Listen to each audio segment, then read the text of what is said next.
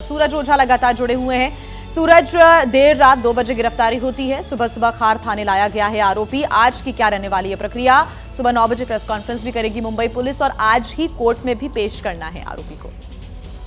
जी बिल्कुल, देखिए आज हॉलीडे कोर्ट है तो आज कोर्ट में प्रोड्यूस करने के लिए दोपहर तक का समय है मुंबई पुलिस के पास। मैं आपको दिखा दूं, ये आपको जो कार्यालय दिखाई दे रहा है ये जोन 9 का कार्यालय है। कुछ ही समय बाद यहाँ पर मुंबई पुलिस प्रेस कॉन्फ्रेंस करने वाली है। प्रेस कॉन्फ्रेंस में बताएगी कि आखिर जो आरोपी है वो कहाँ से भागा था, क्या क्या उसने रणनीति अपनाई थी। शुरुआती जांच में जो पता चला है कि वो अपने फर्जी नाम का इस्तेमाल कर रहा था ताकि उसे कोई पहचान न सके। विजय दास इस नाम से अपने आप को लोगों में अपनी पहचान बनाकर रखी थी, लेकिन इस तरह का हमला करना और अपने आप को अंडरग्राउंड करना, तो ये काफी एक्सपीरियंस्ड और सोची समझी साजिश ऐसी लगती है।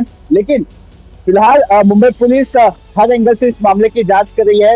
आपको बता दें कि कल मुंबई क्राइम ब्रांच को जो टेक्निकल एनालिसिस की वजह से एक पिन पॉइंट लोकेशन मिली थी थाने की हीरानंदानी इलाके की, उसके बाद वहां पर कई अधिकारियों को एक साथ डिस्पैच किया गया, लोकल असिस्टेंस भी लिया गया, लोकल पुलिस है, और फिर एक के बाद एक कई घरों को चेक किया गया और इतना चेक करने के बाद फिर जाकर मुंबई पुलिस को जो आरोपी है जिसकी तलाश पिछले 60 से 70 घंटों से कर रही थी पुलिस। टीमें बनाई गई थी। मुंबई पुलिस ने 30 से ज्यादा टीम गठित की, जगह जगह जाकर चप्पे चप्पे पर निगरानी रखी, छानबीन, पूछताछ, तमाम जो प्रक्रिया है वो फॉलो किए गए। ऐसे में क्या सिर्फ यही शख्स था, आरोपी था, इसके साथ और कोई शख्स है जो इस पूरे मामले में संलिप्त है? प्लानिंग चल रही थी क्या पुलिस की तरफ से? इससे पहले जब ये पूरी जब ये छानबीन चल रही थी तब क्या कोई जानकारी बाहर आई थी कि ये एक नहीं है, इसके साथ 2-3 लोग और हैं जो मिले हुए हैं? प्लानिंग थी कि ऐसा करेंगे? देखिए, कल जो मुंबई पुलिस के वरिष्ठ अधिकारी हैं उन्होंने साफ तौर पर इस थियरी को नकारा है और कहा है कि फिलहाल हमें एक ही सस्पेक्ट लगता है इस पूरे मामले में जो सीढ़ियों से उतरता और चढ़ता हुआ नजर आ रहा है। हम उसी की तलाश कर रहे हैं। मैं आपको बता दूं, ये मेरे पीछे आपको जो बैंड्रा पुलिस स्टेशन दिखाई दे रहा है और यहाँ पर ये डीसीपी कार्यालय के जस्ट बगल में क्राइम ब्रांच का एक ऑफिस आपको दिखाई दे रहा होगा जहाँ के इंचार्ज दया नाइक है। आपको बता दें, जब ये मामला पूरा इतना बढ़ते चला गया, लोकल पुलिस ने कुल 20 टीमें बनाई और इस 20 टीमों में मुंबई के अलग अलग पुलिस स्टेशन से लोगों को जोड़ा गया। उसके बाद क्राइम ब्रांच ने 15 टीमें बनाई जिसमें मुंबई के अलग अलग जो क्राइम ब्रांच की स्पेशलाइज्ड यूनिट है उसके लोगों को जोड़ा गया और इस तरह से 35 टीमें बनाई गई ताकि आरोपी को हर दिशा में ढूंढा जा सके। मुंबई पुलिस ने हर विंग को एक्टिव किया था आरोपी को पकड़ने के लिए और बीती रात 2 बजे के करीब मुंबई क्राइम ब्रांच को आरोपी को पकड़ने में सफलता मिली। क्राइम ब्रांच के करीबन एक दर्जन। जब करीना कपूर का बयान सामने आता है तो एक वो जो बयान देती है मुंबई पुलिस को कि तैमूर के पास ये आरोपी था और वो जो आरोपी है वो किसी तरह से तैमूर को शायद कब्जे में लेना चाहता था या उसे नुकसान पहुंचाने की कोशिश कर रहा था। बीच बचाव में सैफ अली खान आ गए। क्या इस पर कोई जानकारी आपके पास है? क्योंकि आज भी कहा जा रहा है कि सैफ अली खान का बयान दर्ज हो सकता है, उसके बाद फिर करीना कपूर को भी वापस मुंबई पुलिस बयान के लिए बुला सकती है। देखिए, एक एसओपी होती है किसी भी क्राइम में, एक एसओपी होती है जिसमें जो जख्मी आदमी है जिसके साथ ये घटना हुई है उसका बयान बहुत महत्वपूर्ण होता है क्योंकि वो जानता है कि आखिर क्या कुछ हुआ है। वो जितनी बेहतर तरीके से अपनी इस पूरी वारदात की जानकारी देगा उतनी बेहतर तरीके से कोई और नहीं दे पाएगा। और इसी वजह से जो एफआईआर दर्ज की गई इस मामले में, जो हाउस हेल्प है जो कि जिसका सबसे पहले सामना इस हमलावर से हुआ था, उसके बयान के आधार पर लिया गया है क्योंकि उसने हर एक चीज देखी है। उसके बाद सैफ अली खान का स्टेटमेंट इतना महत्वपूर्ण क्यों हो जाता है? क्योंकि सैफ अली खान पर 6 बार अटैक हुआ है। तो सैफ अली खान ये समझाएंगे पुलिस को कि आखिर किन स्थितियों में वो आगे गए और कैसे, क्योंकि सैफ अली खान का आपने बॉडी स्ट्रक्चर देखा होगा, वो काफी फिट है और आपने हमलावर का बॉडी स्ट्रक्चर देखा होगा, वो इतना फिट नहीं दिखता उनके कंपैरिजन में। इसके बावजूद उसने कैसे सैफ अली खान को ओवर पावर किया, 6 बार अटैक किया। क्या पहले बार ही अटैक करने के बाद सैफ अली खान ने अपनी हिम्मत छोड़ दी थी? और दूसरी बात, जो सूत्र बताते हैं मुंबई पुलिस के कि जब सैफ अली खान वहां पहुंचे, शोर शराबे की आवाज सुनकर और उन्होंने देखा कि नौकरानी जख्मी है, सामने हमलावर है, उसके हाथ में धारदार शस्त्र जैसा कुछ दिख रहा है। इसके बाद सैफ अली खान, डेफिनेटली कोई भी शख्स होगा वो पैनिक हो जाएगा, क्योंकि उसका बच्चा उसके पास ही के रूम में है, ज्यादा दूरी पर नहीं है। अगर वो चाहे तो बच्चे को नुकसान पहुंचा सकता है, अगर वो चाहे तो घर के और किसी सदस्य को नुकसान पहुंचा सकता है। तो ऐसे में सैफ अली खान ने जो किया, मतलब आप आगे की प्रक्रिया भी बताएं, आपके पास जो जानकारी है उसके अनुसार, कि जब भी इस प्रकार से कोई मामला सामने आता है तो आरोपी की जो फोटो है वो दिखाई जाती है, तो क्या ऐसे में सैफ अली खान को फोटो दिखाकर एक कंफर्मेशन भी लिया जा सकता है, जैसा कि हमारी सहयोगी मेघा प्रसाद भी बता रही थी कि इस प्रकार की जो कार्रवाई है वो आगे हो सकती है। आज क्योंकि संडे है तो बांद्रा हॉलीडे कोर्ट में एक लिमिटेड समय है, उसके पहले सब कुछ करना है, सबूत पेश करना है कोर्ट के अंदर। देखिए, आईबी परेड का एक प्रोसीजर होता है। आईबी परेड के लिए एजेंसी के पास बहुत टाइम होता है, वो कभी भी कर सकते हैं, और आईबी परेड बहुत इंपॉर्टेंट होता है। उसी के आधार पर सजा मिलती है किसी भी आरोपी को।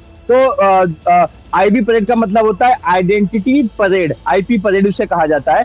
किसी भी जो विक्टिम पार्टी है वो पहचान करती है जज के सामने या फिर एक मैजिस्ट्रेट के सामने कि देखिए, ये जो शख्स आप जिसे हमें दिखा रहे हैं, यही वो शख्स है जिसने मेरे पर हमला किया था।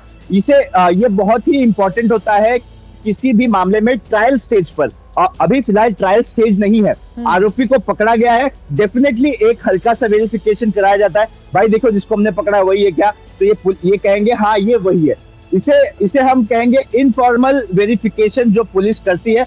इनफॉर्मल कहें, ये पुख्ता ही होता है, लेकिन इतना प्रोसीजर के साथ या फिर जिस तरह से नियम कानून के साथ जो किया जाता है आईपी परेड में, उस तरह से नहीं होता है। एक फोटो भेज दी, भाई ये है क्या, उसने बता दिया हाँ ये है, तो ये इस तरह का प्रोसीजर, इसे इनफॉर्मल प्रोसीजर कहेंगे। लेकिन जो ऑफिशियल प्रोसीजर होता है वो ट्रायल स्टेज के लिए काफी इंपॉर्टेंट होता है।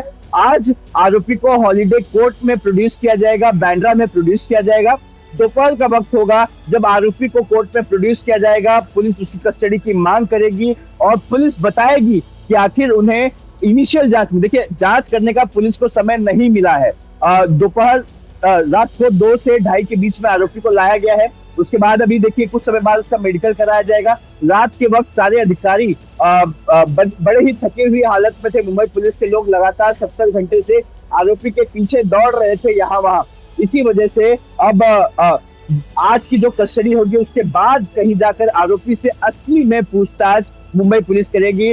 मुंबई पुलिस के जो आला अधिकारी है वो लगातार जो आरोपी है उससे पूछताछ तो कर ही रहे हैं कि आखिर उसने कैसे कैसे इस चीजों को अंजाम दिया, क्या उसकी प्लानिंग थी या अचानक से ये सारी चीजें हो गई। क्योंकि हम दोनों मान के चलते हैं कि एक प्लानिंग भी हो सकती है कि आखिर वो अंदर जा रहा है, दिखाई नहीं देता, वो ऊपर पहुंच जाता है और वापस से चला जाता है, कोई रोक भी नहीं पाता। अमूमन तौर पर जब भी कोई चोर अंदर घुसता है किसी सोसाइटी में, और जी जब ये आरोपी पकड़ा जा रहा था, क्योंकि बार बार लोकेशन बदलने की खबर थी कि एक जगह पे आरोपी नहीं है, बार बार जो लोकेशन है वो बदल रहा है आरोपी, ऐसे में उसे पकड़ा कैसे गया, उसे ट्रेस कैसे किया गया? और साथ ही आप खबर है कि जो आरोपी है वो पश्चिम बंगाल के नदिया का रहने वाला है।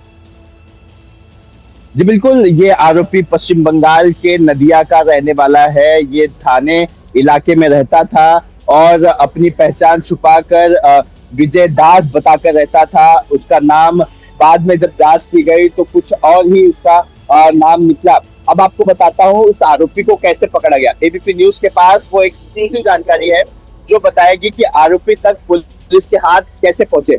मुंबई पुलिस ने एक डंप डेटा निकाला था 3 लोकेशन का, जिसमें सैफ अली खान बांद्रा पुलिस स्टेशन और दादर की उस दुकान की लोकेशन थी जहां से आरोपी ने ईयरफोन खरीदा था। इसके बाद पुलिस को कंफर्म ये हो गया था कि अगर किसी शख्स ने ईयरफोन खरीदा है तो डेफिनेटली उसके पास मोबाइल होगा।